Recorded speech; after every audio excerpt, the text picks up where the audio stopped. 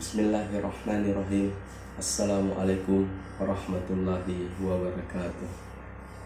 Alhamdulillahirabbil alamin. Wassalatu wassalamu ala asyrafil anbiya'i wal mursalin sayyidina wa maulana wa habibina wa syafi'ina wa ala alihi wa sahbihi ajma'in. Amma ba'd. Allahumma shalli ala sayyidina Muhammad wa ala ali sayyidina Muhammad. Allahumma sholli wa sallim wa barik. Ketemu lagi dengan kita di channel Lahaji Bugis. Semoga keberkahan selalu menyertai kita semua. Amin ya rabbal alamin. Masih seperti kemarin, mari kita bersama-sama menonton, menyimak dan menyaksikan isi ceramah dari Gurta Ustaz Muhammad Yusuf Esos MA. Sebelum kita memulai, saya menghimbau untuk para penonton agar kiranya kita menonton sambil berselawat, agar supaya apa yang kita dapatkan hari ini insya Allah diberkahi Allah Subhanahu wa Ta'ala. Jangan lupa like, komen, dan subscribe untuk perkembangan channel kami. Mari kita lanjutkan. Bismillahirrahmanirrahim. Assalamualaikum warahmatullahi wabarakatuh.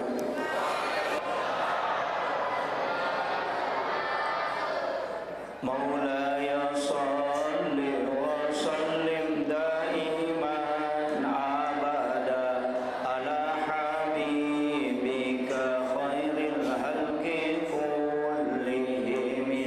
Huwal habibul ladzi turja syafa'atuhu li kulli khawlin minal ahwalil muqtahimi.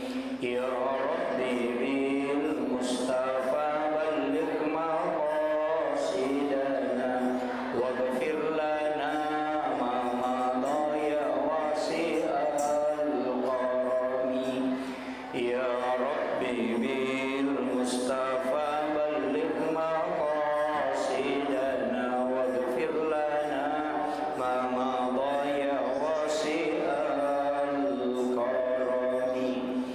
Ila hadratin Nabi Mustafa sallallahu alaihi wasallam wa ila jami'il anbiya'i wal mursalin wa syuhada'i was shalihin wal malaikatil muqarrabin. Al-Fatihah. A'udzu billahi minasy syaithanir rajim. Bismillahirrahmanirrahim. Alhamdulillahi rabbil alamin arrahmanir rahim maliki yaumiddin. Iyyaka na'budu wa iyyaka nasta'in. Ihdinas siratal mustaqim, siratal ladzina an'amta 'alaihim ghairil maghdubi 'alaihim waladdallin. Amin. Allahumma ighfir qulubana wa quluba jami'i man hadara fi majlisina hadza bi nuril ma'rifah wa ilmil muqasyafah wal basirah wal iman wal islam.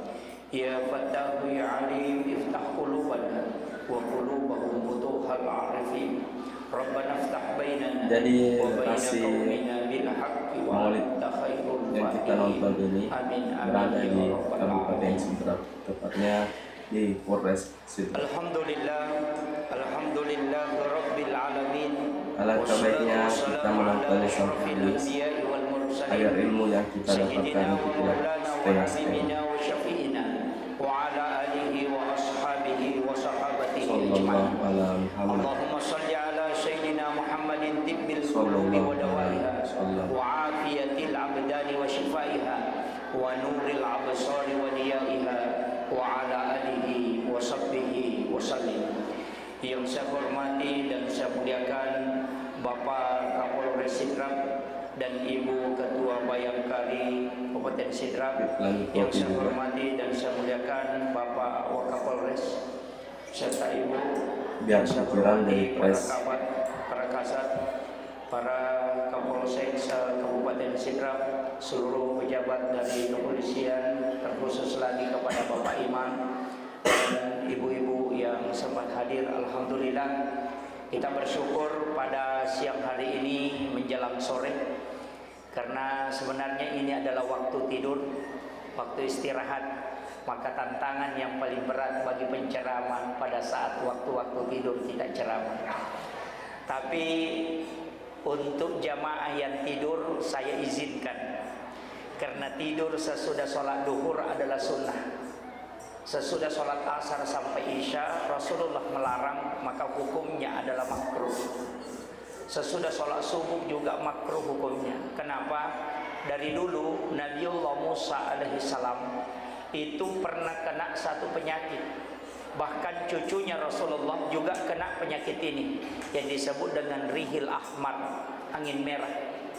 Penyakit ini, angin ini membawa penyakit stroke, penyakit kanker, dan juga mimisan, darah segar yang mengalir di hidung. Cucunya Rasulullah, Husain, pernah kena selama 3 hari.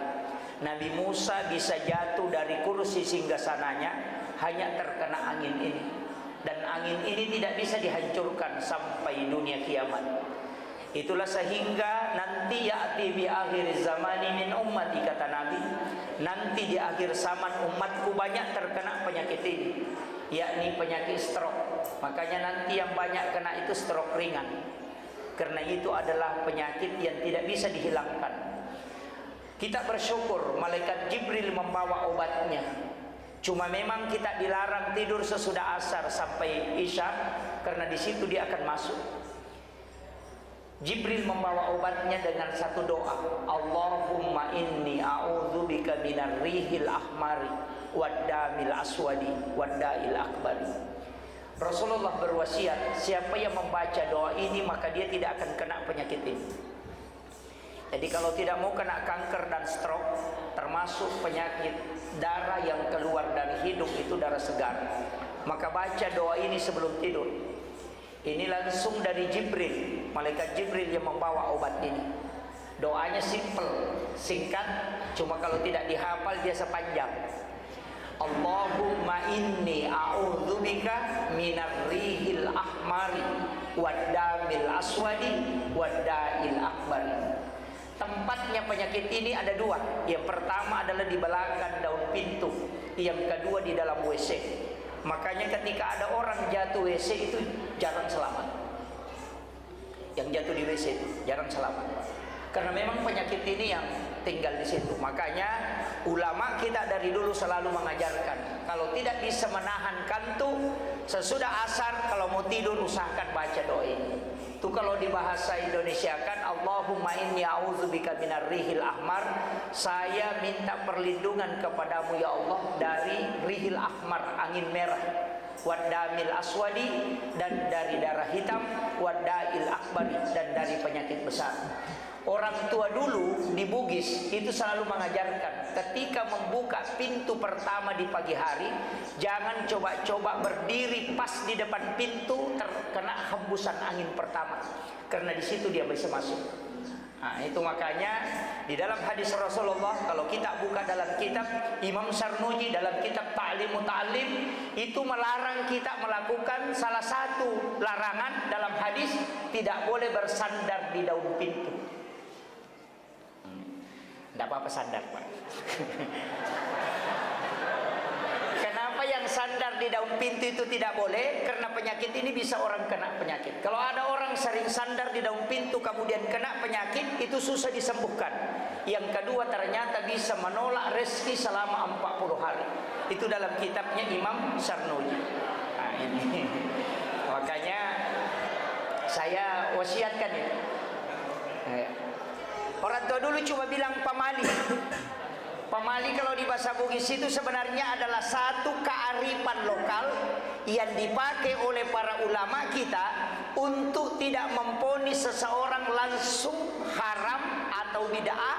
Itu adalah kalimat yang dipakai paling sederhana adalah pamali.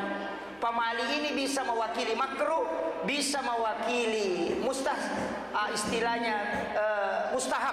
baik. Jadi bisa juga mewakili haram. Makanya orang tua dulu itu ilmunya tinggi, karena dia belajar langsung sama waliullah. Makanya maulid seperti ini peringatan, bukan perayaan.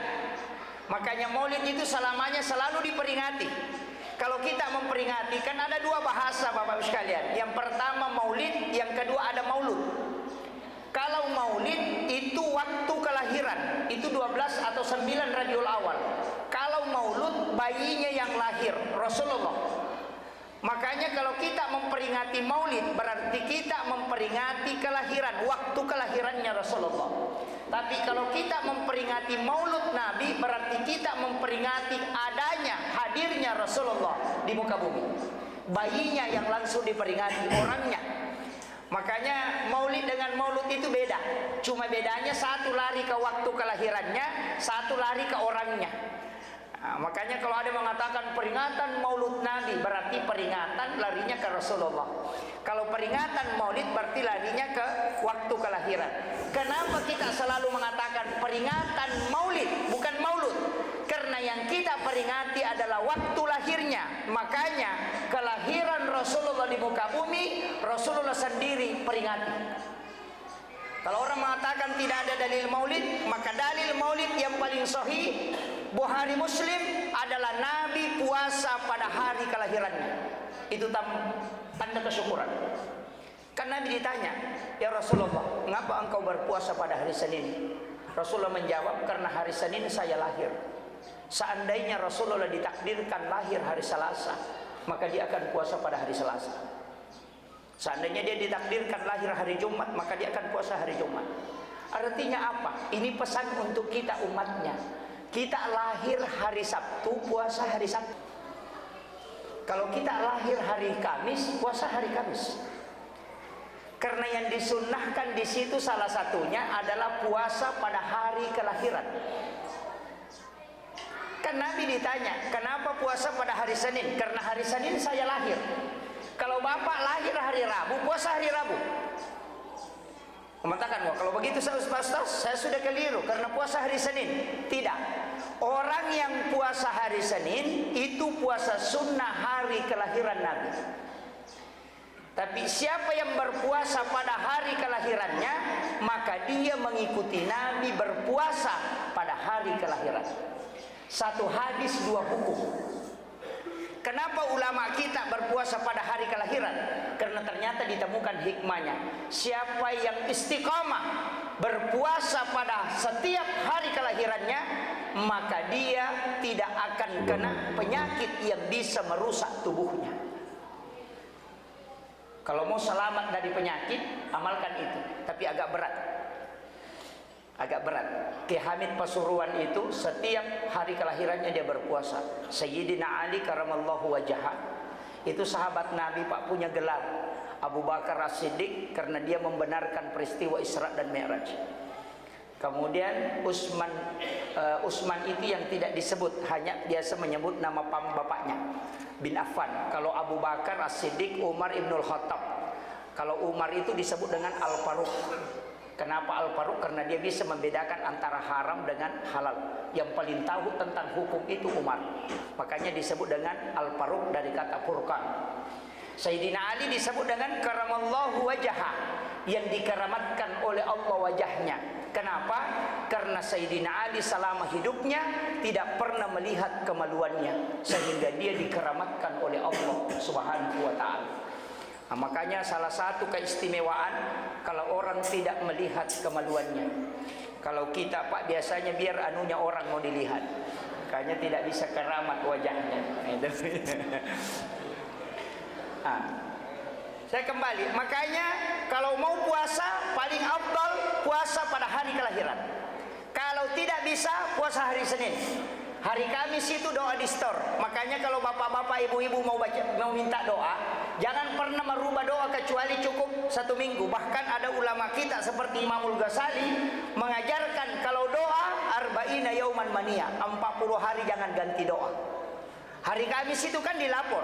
Sama dengan di kepolisian ada laporan bulanan.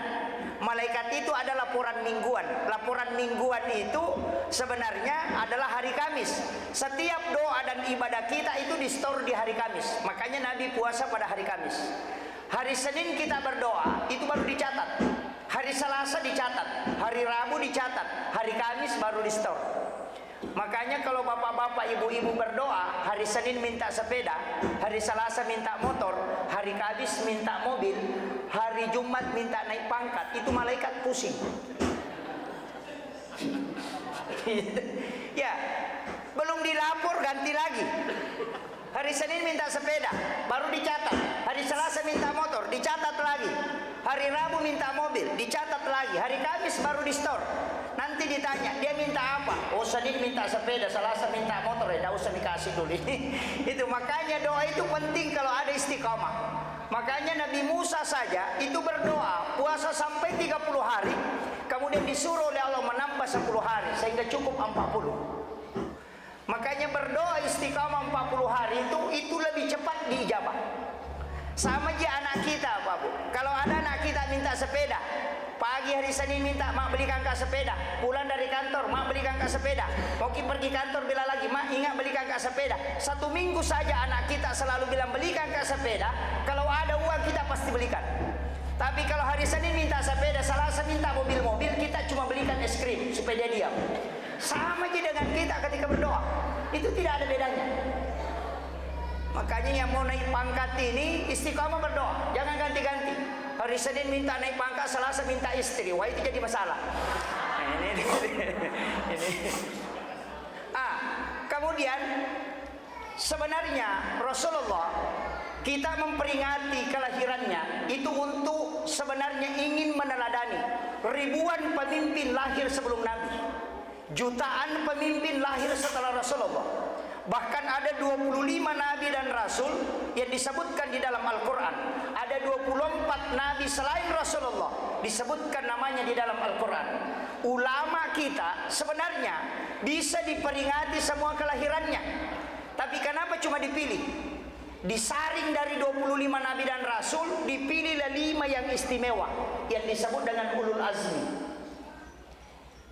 Ulul azmi ini lagi disaring oleh ulama, dipilih 2 orang.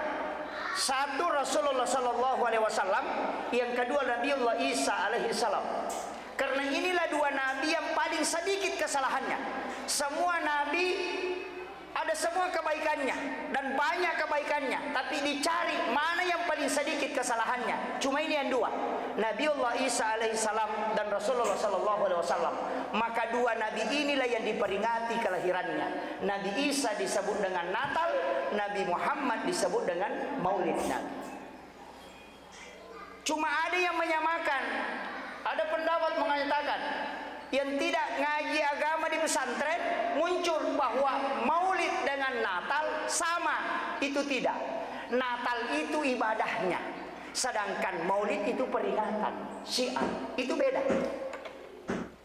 Makanya ada sholat Natal. Kalau sholat Maulid tidak ada.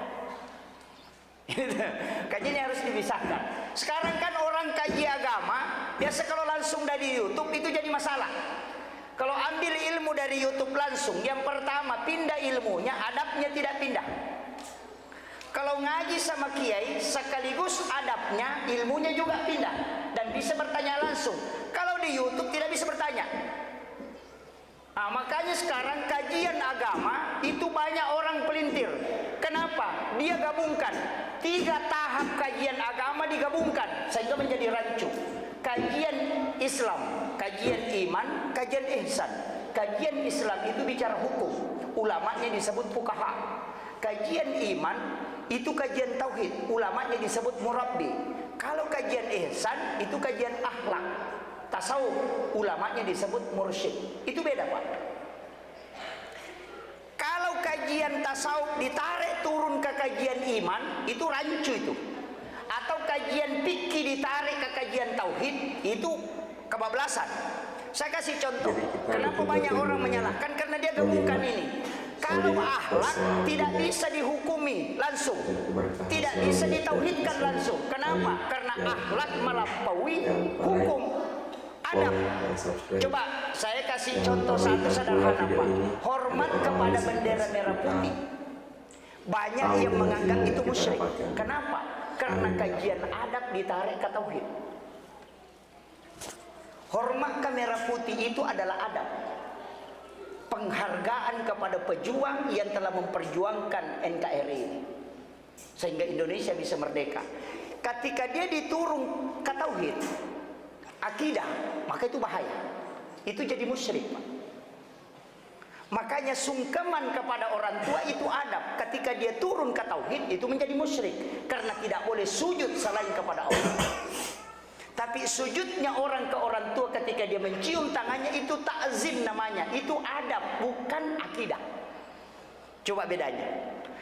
Kalau fikih tetap pada posisinya, pasti berdebat, Pak. Kalau fikih itu orang berdebat, karena Allah yang bilang, walizalika halakahum, demikianlah aku ciptakan engkau, tidak satu paham. Makanya kalau orang mau berdebat di fikih, Pak, pasti berdebat. Makanya Syafi'i, Maliki, Hanafi, Ahmad bin Hambal itu kajian fikih pasti berbeda. Coba saya kasih contoh satu. Orang yang menyumbang, Pak, pelaku narkoba, kalau dia sudah jual narkoba kemudian dia sedekahkan uangnya ke masjid, apa boleh diterima atau tidak? Kalau fikih Syafi'i, Maliki, Hanafi, Ahmad bin Hambal mengatakan haram, tidak boleh. Kalau diterima itu mutlak kita kena hukuman. Tapi kalau Profesor Dr. Yusuf Qaradawi kebalikannya, dia mengatakan kalau pemain judi bersedekah dan itu uang haram, terima, jangan tolak. Kenapa? Kalau kau terima dia pakai main judi, tambah dosa lagi dia. Tapi kalau kau ambil, itu tidak berdosa, karena dia tidak berdosa, cuma uangnya ini harus dipisahkan. Tulislah misalnya di kotak, sumbangannya pemain judi. Di mana dipakai? Ketika bangun WC pakai di situ. Ketika bangun menara pakai di situ. Ketika bangun pagar pakai di situ, karena dia tidak ditempati untuk sholat. Ketika kala dia bertaubat, itu akan menjadi kebaikan. Tapi jangan engkau tidak menerima, karena kapan kau tidak terima, dia pakai beli minuman, dia pakai beli sabu-sabu, dia pakai main judi, dia pakai main perempuan, 4 dosanya gara-gara kau. Coba, saya suka Qaradawi. Makanya Imam Al-Jazuli masih takut dengan itu. Ulama seperti Imam Al-Jazuli itu mengatakan, wah kalau diambil, dialihkan ke situ, jadi masalah juga. Makanya kalau mau aman, bikin kotak amal besar, simpan di depan pintu masjid, suruh orang masukkan ke situ. Baru setiap bulan diambil, masukkan ke masjid, dipakai membangun kemana saja silahkan. Nanti di hari kemudian kalau panitia ditanya, uang dari mana nih? Kasih tahu, saya cuma ambil di kotak amal, saya tidak tahu dari mana. Selesai persoalan. Makanya ulama-ulama kita itu pakai kaidah-kaidah. Tidak langsung mentok, langsung haram, langsung bid'ah, langsung masuk neraka, langsung musyrik, tidak. Karena ada tahapan hukum. Dakwah saja, Pak, ada namanya dakwah, fikih dakwah, ada fikul ahkam. Kalau fikih dakwah itu pasti bertahap. Kalau fikul ahkam itu mutlak. Saya biasa ditanya, Ustaz, bagaimana hukumnya kalau ada orang puasa Ramadan tapi tidak sholat fardu? Banyak itu, Pak, di masyarakat. Puasa-puasa tapi dia tidak sholat. Kalau fikul ahkam, fikih hukum, pokoknya biar puasa tidak sholat, masuk neraka. Biar puasa, sholat tapi tidak bayar zakat, masuk neraka. Coba, kalau fikul ahkam, tapi kalau fikih dakwah tidak. Oh sudah puasa tapi belum salat, tidak apa-apa. Yang penting kau pergi tarawih. Nanti di sholat tarawih baru ustaznya caramai, baru dia sholat. Karena kalau kau bilang tidak masuk neraka, kalau sholat, puasa tidak sholat, masuk neraka, pasti dia bilang, kalau begitu tidak usah puasa. Tidak ada mina kerja tuh. Makanya ulama kita dulu begitu, bertahap. Di sini kita mau coba meneladani Rasulullah. Saya, Pak, tidak usah jauh. Orang tua dulu itu tahu akhlaknya Nabi, tahu persis. Kalau diceramahkan setiap maulid, orang bisa hafal, Pak. Cuma susah mengingat. Makanya banyak kalau orang diceramai begini-begini kepalanya. Bagaimana penceramah? Bagus. Apa yang dia bilang? Tidak tahu. Ini yang banyak. Iya. Makhluk juga tidak ada. Kenapa? Ini adalah salah satu metode alat untuk menyampaikan sifat Nabi. Kalau mau tahu sifat akhlaknya Nabi, cukup lihat batang pisang dengan telur. Ada semua di situ, Pak. Yang pertama itu tidak ada batang pisang, itu bengkok. Coba cari di mana-mana, Pak. Mulai dari Pancalotang sampai Pancarijang, Pituriase sampai Watampulu, itu tidak ada batang pisang, bengkok, Pak. Lurus semua. Itu jujur. Ya, kalau buahnya berat, lebih baik dia patah daripada bengkok. Makanya orang Bugis dulu bilang, tato bata ko nasaba lampu, mubasikal din nasaba gatang, akawali ko nasaba datong, musandreri indo ambo tamang pasilian, alay sipa na way enalay mariaway na mega kegunan na lopadan dari pancanya. Ini falsafah. Tato bata ko nasaba lampu, berdirilah engkau lurus. Cuma biasa kalau lurus itu Pak, kalau ada kayu di hutan na lurus, cepat ditebang. Iya. Itu falsafahnya Guru Tak. Biasa kalau kayu lurus betul itu biasa cepat ditebang karena banyak gunanya. Diambil tiang, diambil pasak. Yang bengkok itu Pak jarang ditebang. Ya, biasa. Yang bengkok itu jarang ditebang. Tapi kalau dia ditebang langsung masuk ke dapur. Itu.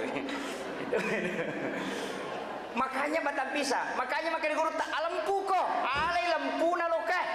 Melempu. Cuma lempu emak kok angkat telu. Lempu kandau, lempu beci, lempu bali basah. Lempu kandau itu sabit Pak. Itu sabit lurus. Tapi bengkok lurus lagi. Cuma itu sabit tidak bisa makan kalau tidak ditarik ke kita. Ayeuna lempu Pak Bage.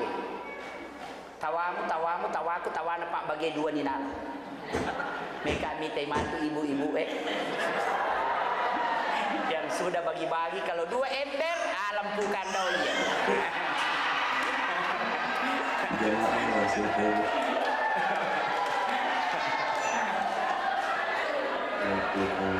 Yang kedua lempu beci. Beci itu tali itu Pak. Itu kalau ditarik pasti lurus. Tapi kalau tidak ditarik bengkok. Ada orang begitu Pak. Nanti di demo baru mau lurus. Iya.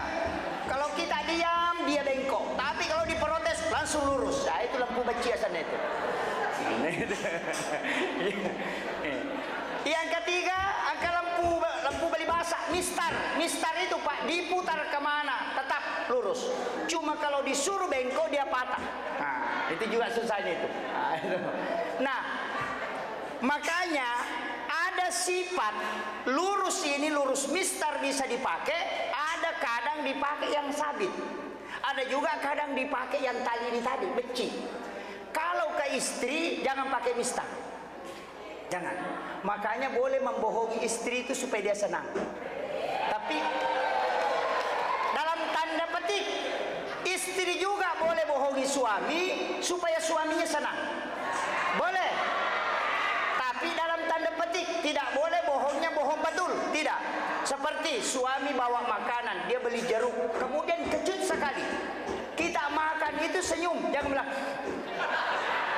Iya, Rasulullah pernah memakan anggur yang dibawakan oleh sahabatnya. Nabi itu kalau diberikan makanan dia bagikan dulu. Nanti sahabatnya sudah dia kasih semua baru dia makan supaya berkah. Tapi ketika Nabi dikasih ini, Nabi melihat baru langsung dia makan. Dia tidak bagikan. Nabi habiskan itu satu piring. Sampai sahabat ini mulai kecewa. Waduh, kita juga kepengen kasih makan, tapi kenapa barusan Nabi tidak bagikan ini?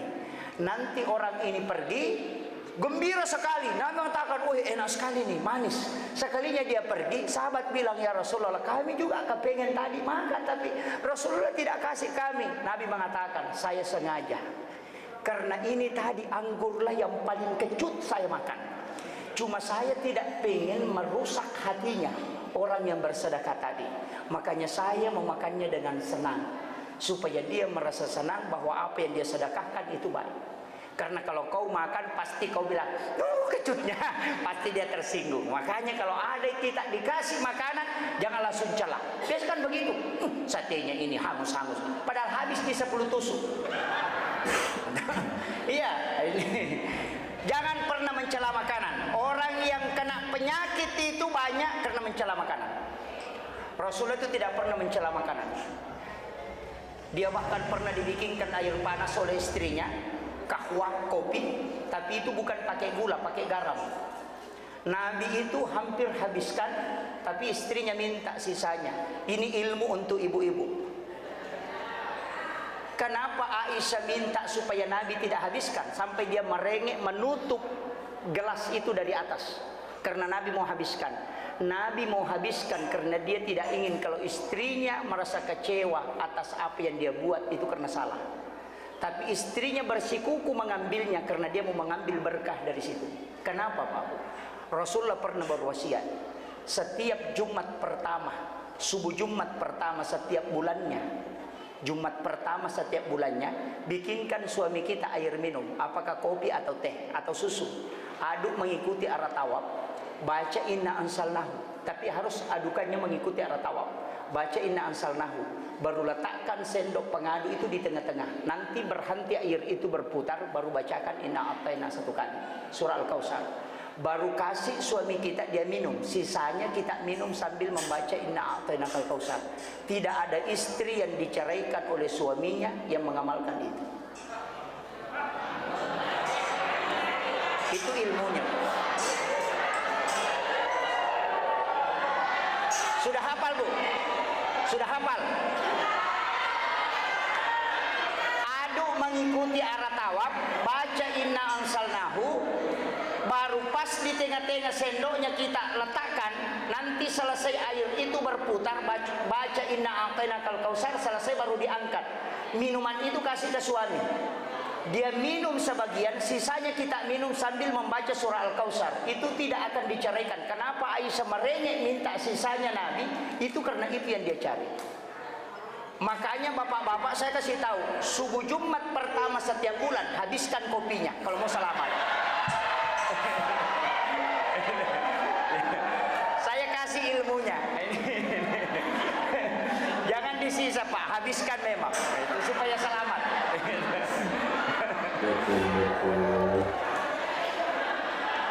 Sebenarnya dua surah ini sangat bagus Pak. Sebenarnya ada 3 surah itu. Yang pertama adalah surah Al-Kautsar, surah yang paling pendek. Nabi janjikan dalam hadis sahih, siapa yang mencintai surah ini maka dia akan mendapatkan syafaatku kala di yaumil akhir. Untung Pak surah Al-Kautsar. Untung. Hafal surah Al-Kautsar Bu? Hah? Kalau tidak hafal surah Al-Kautsar, inna a'taina kita hafal. Insyaallah. Iya. Untung surah Al-Kautsar Pak. Seandainya surah Al-Baqarah setengah mati kita menghafal. Makanya Nabi mengatakan siapa yang cinta kepada surah Al-Kautsar maka dia akan mendapatkan syafaatku kelak di yaumil akhir. Dan surah inilah yang bisa menenangkan kalbu yang dalam keadaan gundah gulana. Ketika ada orang yang meninggal keluarga kita, kemudian kita bersedih, perbanyak mengamalkan surah ini. Karena surah ini mengobati hatinya Nabi ketika anaknya yang bernama Ibrahim wafat. Maka Nabi sedih dan diturunkanlah surah ini untuk mengobati kesedihannya Rasulullah. Nah, makanya ibu-ibu kalau goreng telur kemudian meletus, bacakan surah Al-Kautsar, itu tidak meletus. Iya, biasa telur pecah itu kalau digoreng itu meletus. Orang tua dulu selalu ajarkan, baca surah Al-Kautsar baru kau goreng, itu tidak akan meletus.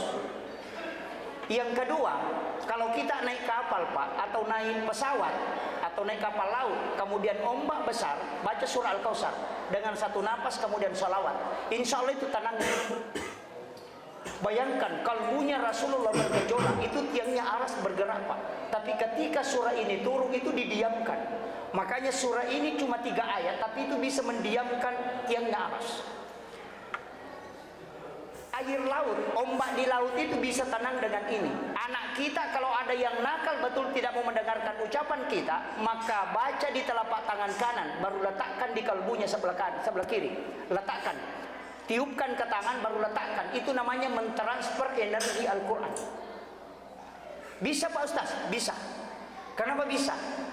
Flash disk saja bisa pindah Al-Quran 30 juz di laptop hanya mencolokkan dengan mengkoneksikan wifi. Coba. Energi nur itu kan, nur dalam Islam itu ada 70. Al-Quran itu 70 nurnya. Sedangkan yang ditemukan sekarang kan baru 5. Bluetooth, kemudian BlackBerry, kemudian infrared yang pertama, baru Bluetooth, baru BlackBerry. BlackBerry itu kan adalah alat komunikasi luar angkasa. Makanya kalau orang di bulan mau bicara di bumi itu kan tidak bisa tembus suara. Itu gelombang cahaya dirubah menjadi gelombang suara. Itu namanya BlackBerry. Cuma kita kenalnya dulu adalah handphone. Padahal itu adalah satu berkas cahaya. Kemudian belakangan ditemukannya orang tua dulu itu pakai simbol. Cuma di acara maulid Islamira tidak ada pisang Pak. Batang pisang begini yang bisa membuka pintu mall itu. Yang ketika kita sudah berdiri sensor itu langsung terbuka. Saya prediksi pintu surga begitu Pak. Orang yang sholat 5 waktu baru berdiri langsung terbuka. Makanya kuncinya surga itu. Kalau sholatnya tidak sempurna tidak terbuka. Terbuka sedikit lagi, tutup lagi. Ya, ini. Makanya saya prediksi begitu tuh. Kemudian yang ketiga, yang keempat ditemukan sekarang adalah hologram yang sekarang Jepang sudah pakai, berlomba-lomba meninggalkan laptop kemudian pakai hologram, bisa berada di 3 tempat dalam satu waktu. Sekarang kita yang paling canggih kita pegang sekarang adalah pakai video call. Orang di tanah suci bisa dilihat langsung di sini dengan suara dengan wajah, itu video call. Makanya Guru Kiai Jadul Rahman Ambodale bisa khutbah di 2 tempat, itu sebenarnya pakai video call energi Al-Quran. Itu bisa diilmiahkan Pak. Kenapa bisa Pak Ustaz? Bisa. Coba kalau orang bermimpi Pak tidur 5 menit dia tidur, dia mimpi dari Jakarta bolak-balik. Padahal dia cuma 5 menit. Dia tidur satu bantal dengan kita, tinggal di ranjang rosban sama-sama. Cuma dia berada di satu alam karena dia mimpi. Orang mimpi itu Pak, matanya tertutup ketika tidur, tapi dia bisa melihat. Mata apa yang dia pakai melihat padahal matanya tertutup?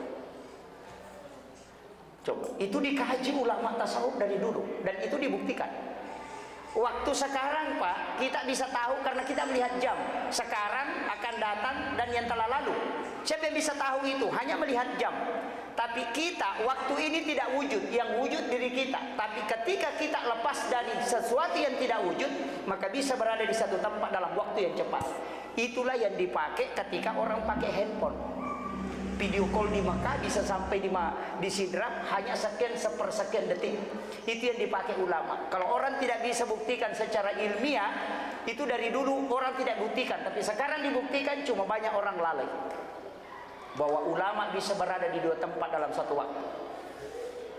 Itu ilmunya ada. Nah, cuma tidak diajarkan terbuka karena saya juga belum tahu. Itu kan nurnya Rasulullah. Likulli syai'in min nuri Muhammad. Segala sesuatu dari nurnya Muhammad. Kemudian kita mengambil. Yang kedua Pak, batang pisang itu coba lihat. Kalau pisang berbuah, yang paling pertama nampak itu adalah jantungnya, bukan buahnya. Kalau orang mau tahu ini pisang sisirnya banyak, lihat jantungnya kalau besar. Artinya segala sesuatu ketika engkau mau memulai pekerjaan, dahulukan keikhlasan. Ketika keikhlasanmu besar, maka hasilnya akan besar. Tapi ketika engkau tidak ikhlas, maka akan kecil hasilnya. Itulah kenapa batang pisang diambil dengan simbol buah pisang. Yang ketiga Pak, pisang itu kalau dikupas sama-sama di dalam di luar, tidak ada bedanya. Semakin dikupas semakin bersih dan semakin lembut. Kalau kayu dikupas di luar lembut, keras di dalam, tambah ke dalam tambah keras. Makanya pakai pisang. Pisang itu tambah ke dalam tambah lembut. Itu simbol kalbu, jiwa, pikiran, hati, kemudian perbuatan. Ijma kade guru tepat pada padi bicaramu, pangkau kamu, atekamu, minasamu, aja lagi ngupo lagi ngupogau. Kan ada begitu. Di depan kita bilang iye, sekalinya pergi kita bilang biye. Nah ini banyak. Kemudian pisang Pak, kalau dia ditebang, nah belum pernah berbuah, pasti naik daunnya. Ditebang, pasti daunnya lagi naik. Kalau dia belum pernah berbuah, tapi kalau sudah berbuah ditebang, pasti tidak naik. Apa maknanya? Pisang itu tidak mau mati kalau tidak ada hasil. Itu khairun nasi ampauhum linnas. Sebaik-baik manusia itu adalah yang paling banyak manfaatnya bagi sesamanya. Makanya pejabat-pejabat di kepolisian itu amanah. Jabatan yang diberikan oleh Allah mesti ada hasilnya baru kau tinggalkan. Bapak Kapolres ini luar biasa Pak. Saya tadi masuk di ruangannya. Saya pernah masuk sebelumnya. Ruangannya sudah sangat luas dan cantik. Itu pasti dikenang selamanya. Walaupun beliau tinggalkan jabatannya karena ini amanah, ada waktunya dia diambil, maka kelak itu akan menjadi selalu kenangan. Iya, kan begitu. Maka dia itu taruh kau pas sengaran sebagian itu malampe. Harta kau tinggalkan akan habis, tapi pas sengaran tidak akan pernah habis. Banyak orang Pak sudah hancur tulangnya, masih orang maki-maki dia. Kalau disebut namanya langsung dia kan si anu. Makanya kalau mau diingat baik, satu kuncinya dermawan. Itu je Pak. Ya kau angkat tahu majasi Pak, ya kau melok patat dengan jasi Pak nah, suruh bani magala mak bereh. Karena sifat jelek bisa hilang dengan sedekah. Bisa Pak. Coba kalau ada orang jelek sekali baru sering bersedekah, pasti orang lupa. anggota dewan saja biasa silaturahminya 1 kali 5 tahun. Nanti mau dipilih baru bagi-bagi beras lagi. Dan pasti selalu masyarakat bilang bagusnya bapak, padahal cuma 1 kali. Dia lupa semua keburukan. Makanya ulama mengatakan tutupi keburukan dengan banyak bersedekah. Sifat dermawan ini Pak bagus. Kalau dia sama orang miskin bagus, tapi tempatnya paling bagus sama orang kaya. Kalau orang miskin dermawan Pak ya dalek docil ini. Dengan makada meloki mak bangun masigi nasi lodomuki tega doa saja. Tapi kalau orang kaya langsung dia bilang semennya saya yang tanggung, besinya saya yang tanggung, gaji tukang semua saya yang tanggung. Tapi kebalikannya Pak, kikir ini sifat paling jelek. Kenapa? Orang kikir saya tidak suka. Iya, angka gapuji seke. Namo tahu kasih seke, namo tahu seke, cacati tahu seke. Iya, kau tahu seke, nasa seke payano pada liwat pialena. Iya, saking jeleknya itu sifat kikir itu. Ini jam 3 masuk asar ini. Saya harus persingkat ini. Kemudian saya ingin kasih tahu salah satu rahasia kenapa kita memperingati kelahirannya Rasulullah. Sebenarnya Rasulullah itu Pak, malam 1 Rajab nurnya itu diturunkan oleh Allah dari langit, turun ke perut ibunya Aminah. Makanya setiap malam 1 Rajab itu pintu langit terbuka. Makanya kalau mau doanya mustajabah, berdoa di malam 1 Rajab. 1. Yang kedua, malam nisfu Sya'ban berdoa. Di situ juga pintu langit terbuka. Yang ketiga, malam 9 Zulhijjah itu malam hari Arafah. Berdoa juga di situ. Itu pintu langit dibuka. Kemudian malam 10 Zulhijjah, hari raya Lebaran Idul Adha. Dan malam 1 Syawal itu malam hari raya Idul Fitri. Orang yang berdoa pada 5 malam ini itu tidak ditolak doanya, karena itu tidak melewati, tidak terhalang oleh pintu langit, karena semua pintu langit terbuka. Nah, makanya Guru Kiai Haji Muhammad Said Abdul Ghani, kalau ada yang dari Kalimantan, dari Martapura, pasti kenal Kiai Haji Muhammad Said Abdul Ghani, yang disebut dengan Guru Sekumpul Martapura. Itu berwasiat, siapa yang mau jasadnya hilang di kuburan, cukup jangan tidur pada 5 malam ini. Mulai dari maghrib beribadah, apakah mengaji atau sholat sunat atau tafakur, sampai subuh. Yang mengamalkan itu setiap tahun, maka dia akan dijemput jasadnya di dalam kubur. Guru Kiai Haji Abdul Rahman Ambodale, Guru Kiai Haji Fathuddin Sukara, mantan almarhum al-maghfurlah, Ketua Majelis Ulama Indonesia Kabupaten Sidrap. Beliau itu sampaikan langsung kepada saya, karena saya mondok di pondoknya. Apa katanya? Ketika saya tanya, maga gurutta watune pasuru, apa katanya? Gurutta itu wadiullah. Karena pada saat saya mengambil ketika orang lepaskan dari atas, itu masih ada. Pada saat saya letakkan di lahat, itu sudah hilang. Saya buka kain kafannya, hanya kapas yang ada di dalam, tidak ada orangnya. Orang yang dijemput itu Pak tidak sembarang. Kalau dalam risalah hanya 4, tapi bisa dijemput di kubur, itu tidak sembarang. Itu adalah salah satu amalan yang diajarkan para ulama. Makanya yang mampu melakukan itu silahkan. Kita saja bisa begadang tunggu main bola main Liga Champion, apalagi kalau begadang. Tapi itu 5 malam. 1 Rajab, nisfu Sya'ban, 9 Zulhijjah, 10 Zulhijjah dan 1 Syawal. Itu 5 malam. Itu intinya. Kemudian Rasulullah diciptakan pertama itu nurnya Pak, nurnya Muhammad. Makanya Nabi Adam juga itu bersalawat kepada Rasulullah, padahal dia kan terakhir. Makanya ibu-ibu, bapak-bapak kalau tidak mau pakai kacamata, mudah-mudahan saya diberkahi dengan doa ini. Orang yang sering pakai HP di layar TV itu, depan layar komputer, itu dia sebatannya cepat rusak. Tapi ada satu doa yang dibaca Nabi Adam, Rasulullah jamin itu, siapa yang membaca doanya Nabi Adam ketika dia melihat wajahku di kedua kukunya, dan dia baca, dia usapkan ke matanya, maka dia tidak akan buta hingga dia meninggal. Itu janji Nabi. Makanya kalau orang azan kemudian membaca asyhadu anna Muhammadar Rasulullah, pertemukan kedua ibu jari, baru cium ke hidung, baru baca marhaban bika ya habibi qurrata aini ya Rasulullah, baru usapkan ke mata 3 kali. Itu tidak akan buta matanya hingga dia meninggal. Kalau tidak mau pakai kacamata, cukup pakai itu. Sudah hafal? Saya ulang, marhaban bika ya habibi qurrata aini ya Rasulullah. Kalau tidak hafal itu pakai yang kedua. Kalau berwudu sebelum sholat, ketika membasuh muka jangan tutup mata pada basuhan kedua dan ketiga. Pertama tetap tutup, yang kedua jangan tutup mata. Itu akan mengobati mata. Itu obat yang paling bagus. Itu air wudu. Kalau masih tidak bisa, pakai yang ketiga. Ketika membaca Al-Quran, di dalam Al-Quran itu ada kalimat Sami'un Basir. Letakkan kedua ibu jari. Ini dari ulama kita, ulama Safu ini. Letakkan kedua ibu jari di atas ayat itu. Kemudian masukkan ke langit-langit. Baru tekan di mata, baca sholawat 3 kali. Baru kasih lewat ke kuping telinga. Baru tekan. Baru baca la haula wala quwata illa billah. Tidak akan buta dan tidak akan tuli hingga dia meninggal. Itu tidak berubah itu. Kalau masih tidak bisa, pakai yang keempat. Ini yang terakhir. Pergi ke toko kacamata, ukur baru bayar. Insya Allah itu yang terakhir. Tidak ada bacanya. Ini, iya.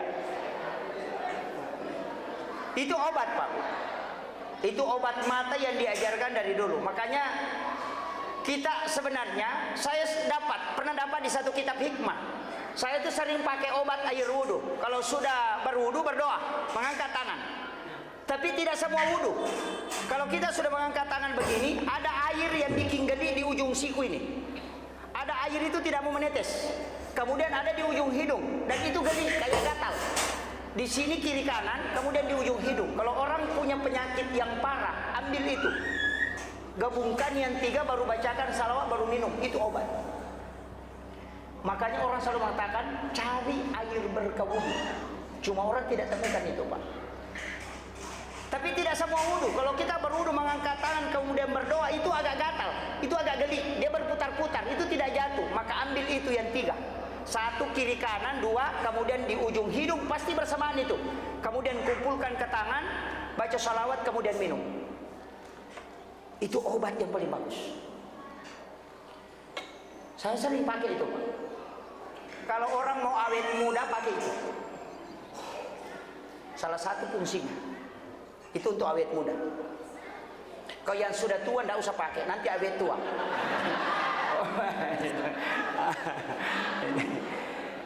Kemudian saya pindah ke telur, Pak. Ini telur, kenapa telur? Magina telur. Nasabah itu telur dia makan jadi bunda. Ada ke telur yang bagus bundarannya. Itu simbol manusia. Dia gak tahu suku decena. Tidak ada. Siapapun pasti ada kekurangannya. Jadi pemimpin, Pak, pasti diprotes. Saya kemarin ditanya di Kalimantan, Pak Ustaz, apa pekerjaan yang tidak ada resikonya? Saya bilang cuma 1. Pekerjaan yang tidak ada resikonya, jual batu nisan. Insya Allah tidak ada resikonya. Iya, kalau kau pejabat pasti ada resikonya. Luqmanul Hakim sudah membuktikan. Nah, kau mau lihat, setiap dikerjakan pasti ada yang protes. Itu unta kau ambil. Dia tarik unta, anaknya yang usir untanya dari belakang. Lewati satu kampung dikasih tahu, itu orang bodoh. Kenapa tidak naik? Makanya dia bilang, ayo kita naik 2 nak. Karena kita bodoh kalau tidak naik. Sekalinya naik 2-2, lewat di satu kampung dikasih tahu, ini orang tidak ada kasih sayangnya ke binatang. Masa berdua ini berat sekali, kenapa berdua dengan anaknya? Nah kasih tahu anaknya, karena salah kalau kita naik 2, turun kau nak, nanti saya di atas, kau yang tarik. Lewat di satu kampung orang bilang, orang tua tidak ada belas kasihan sama anaknya. Masa dia kasih jalan kaki anaknya baru dia di atas? Sekalinya bilang, kau mimpi nak naik, saya yang turun. Pas lewat satu kampung dia bilang, ini anak durhaka sama orang tuanya. Masa orang tuanya kasih jalan baru dia duduk enak di atas? Coba, tidak naik salah, naik 2 salah, naik bapaknya salah, naik anaknya salah. Nah bilang, kalau begitu nak ambil ke bambu, diangku ini unta. Balumpi lewat di kampung langsung bilang orang, minggir kok ada orang gila mau lewat. Itu. Makanya pejabat begitu, Pak. Bupati perbaiki jalan, kita kira orang syukur. Tidak.